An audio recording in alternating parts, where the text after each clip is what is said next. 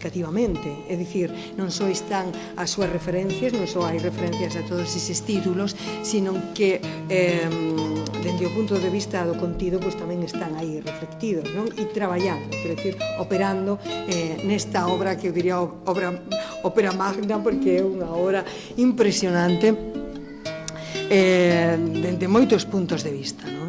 Y como no, además de alabanzas hacia el libro, no se podía acabar sin hablar de la prolífica trayectoria de este autor afincado en Madrid. Paraíso das sombras, dicir primeiro que Cesario, se falei del como fixen, porque isto avala a súa longa traxectoria e, sobre todo, prolífica, non? Porque creo que tes 13 libros, non? Mais ou menos 13 libros que xa é escribir, porque ainda é novo, non? Entón, bueno, pois, ainda o que queda, e son 13 libros con títulos pois ben importantes e seguramente coñecidos de moitos de vós, como poidan ser, pois, bueno, eu para iso teño unha memoria fatal, pero dende conversas de silencios e conversas de inverno, Antonte das Salamántigas, e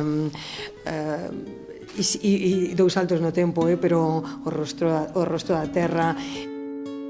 En la obra de Cesáreo encontramos que las tierras de Maside y los protagonistas de su suceder se mezclan con recuerdos de la infancia, con la historia mítica y con los grandes acontecimientos sociales que marcan nuestro ser. Un pouco o territorio que eu quería, non? Nese sentido, porque de alguma maneira para un neno, digamos unha vila ou un bairro é unha cousa moi grande, non?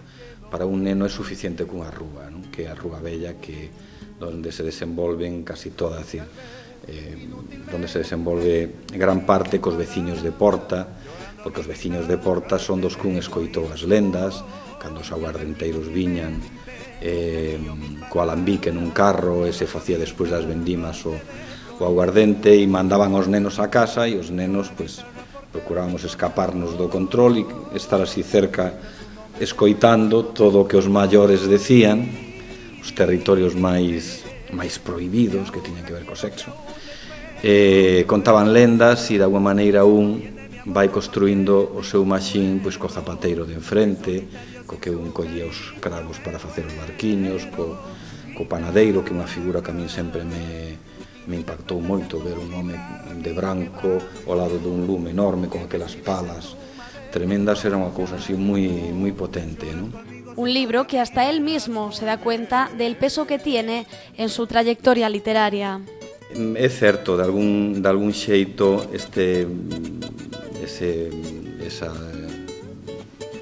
dous casi versos finais cando é o tránsito entre a luz, é dicir, eu creo que no paraíso das sombras é onde están todas as nosas xentes da memoria, todos temos seres queridos que están nas sombras, seres queridos a nivel persoal, a nivel colectivo, que forman ese territorio e hai outro camiño que ao mesmo tempo é un pouco a responsabilidade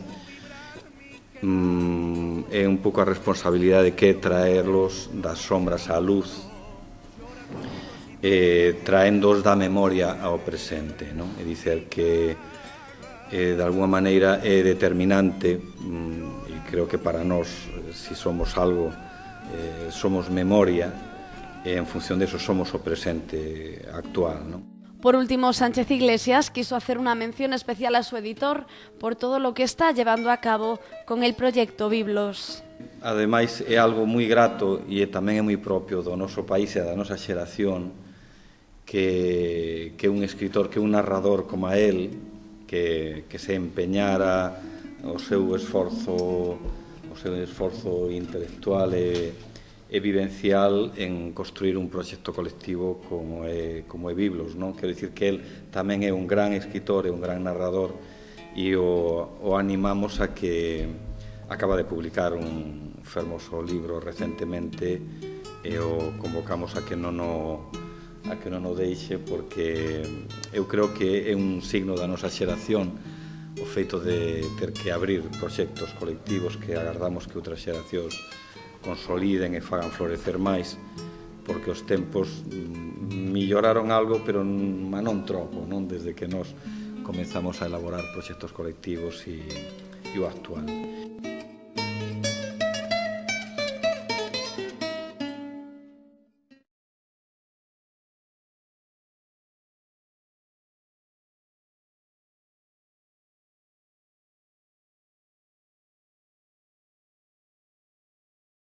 Como no podía ser de otra manera, desde el Caleidoscopio les acercamos todas las citas culturales de relevancia para este fin de semana. Además, sepan que en la jornada de hoy se abrían las 3 exposiciones del Torrente Ballester.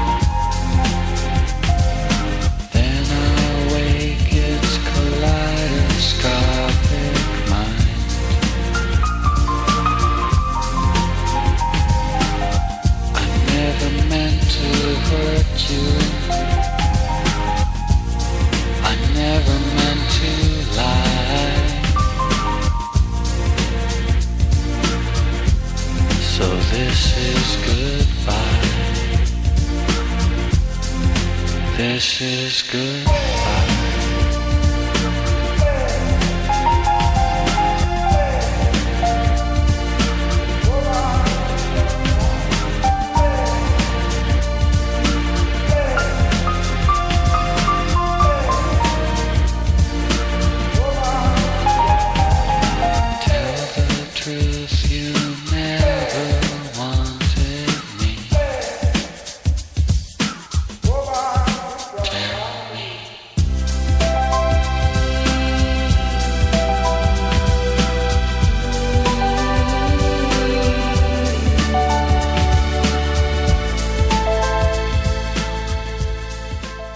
Esto ha sido todo por nuestra parte. Pasen ustedes una buena semana. Nos vemos el viernes en el Caleidoscopio.